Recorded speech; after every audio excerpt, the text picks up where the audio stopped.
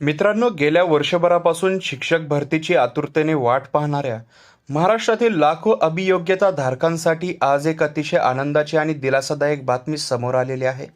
राज्य सरकारने पवित्र पोर्टलवरील शिक्षक भरती प्रक्रियेला आता प्रचंड वेग दिलेला असून जाहिरातीसाठी सुद्धा एक डेडलाईन ठरवून दिलेली होती. आजच्या व्हिडिओमध्ये आपण या बातमीचे सविस्तर विश्लेषण करणार आहोत की किती जागा भरल्या जाणार, कोण पात्र असणार आणि पुढची प्रक्रिया कशी असेल. हे सर्व आपण सोप्या भाषेत समजून घेणार आहोत. त्यामुळे व्हिडिओ शेवटपर्यंत नक्की बघा आणि चॅनलवर नवीन आलेला असाल तर आत्ताच सबस्क्राईब करून घ्या, जेणेकरून भविष्यातील व्हिडिओचे अपडेट्स मिळतील तुम्हाला सर्वप्रथम.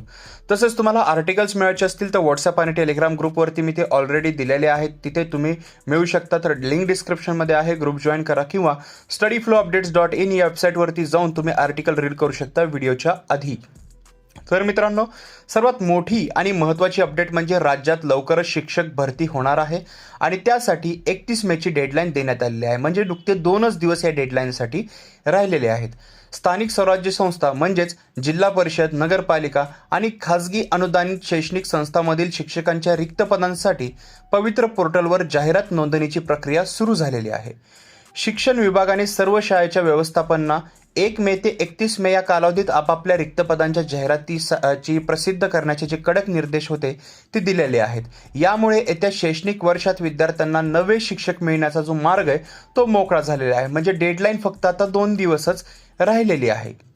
आता वळूया या बातमीतील सर्वात मोठ्या आणि तुमच्या फायद्याच्या मुद्द्याकडे.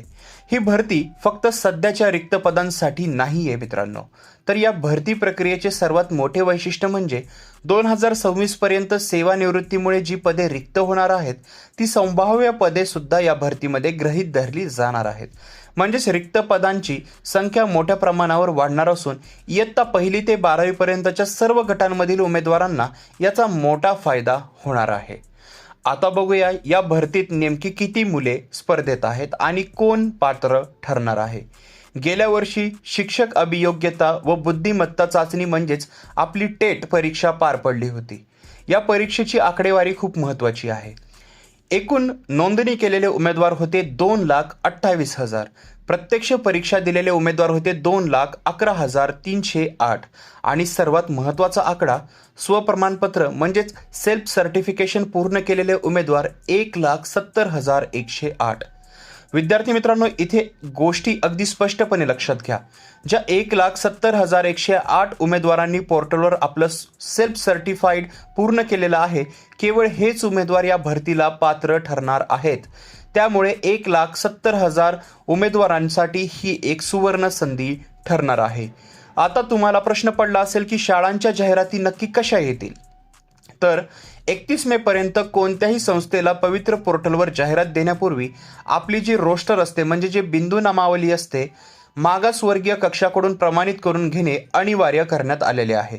रोस्टर क्लिअर झाल्यानंतर रिक्त पदांची माहिती भरली जाणार आणि विभागीय शिक्षण उपसंचालक यांच्या मान्यतेनंतरच ही जाहिरात पवित्र पोर्टलवर झळकेल.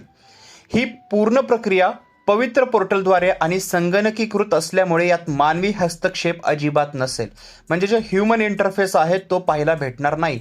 निवड ही पूर्णपणे तुमच्या गुणवत्तेनुसार आणि पारदर्शक पद्धतीने होईल. तसेच या भरतीमुळे पेसा क्षेत्रातील जी रखडलेली भरती होती आणि तिथला जो स्थानिक रोजगाराचा प्रश्न होता तोही मार्गी लागण्याची दाट शक्यता आहे.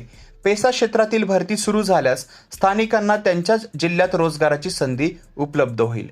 मित्रांनो, ही भरती प्रक्रिया काही सहज सुरू झालेली नाही.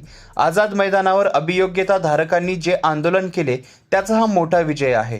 शिव युनिटी फाउंडेशनचे जे प्राचार्य आहेत बालुशा माने यांनी म्हटले होते की वर्षभराची प्रतीक्षा आता संपली आहे आणि 31 मे पर्यंत सर्व शाळांनी पोर्टलवर नोंदणी पूर्ण करावी. तसेच स्पर्धा परीक्षा तथा पवित्र पोर्टल शिक्षक भरतीचे राज्य उपाध्यक्ष प्रशांत शिरगुर यांनीही मत मांडलेले होते की पोर्टल पूर्ण क्षमतेने सुरू झाल्यास लाखो उमेदवारांना खऱ्या अर्थाने न्याय मिळेल आणि रिक्त पदांची संख्या वाढवणे ही काळाची गरज आहे.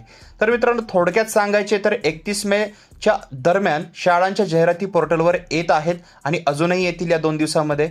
मे 2026 पर्यंतच्या जागा यामध्ये भरल्या जातील. त्यामुळे जागांची संख्या चांगली असणार आहे आणि ज्यांनी सेल्फ सर्टिफिकेशन केलेले आहे त्यांच्यासाठी आता नोकरीचे दरवाजे उघडणार आहेत.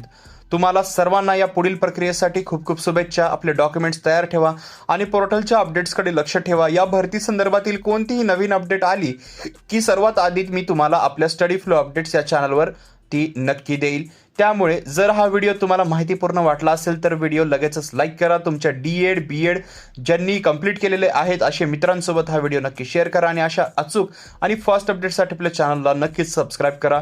तुमचे काय प्रश्न असतील तर खाली कॉमेंट बॉक्समध्ये नक्की विचारा. मी उत्तर देण्याचा नक्की प्रयत्न करेल. भेटूया पुढच्या व्हिडिओमध्ये एका नवीन अपडेट्ससह. तोपर्यंत हा व्हिडिओ पाहिल्याबद्दल मित्रांनो धन्यवाद.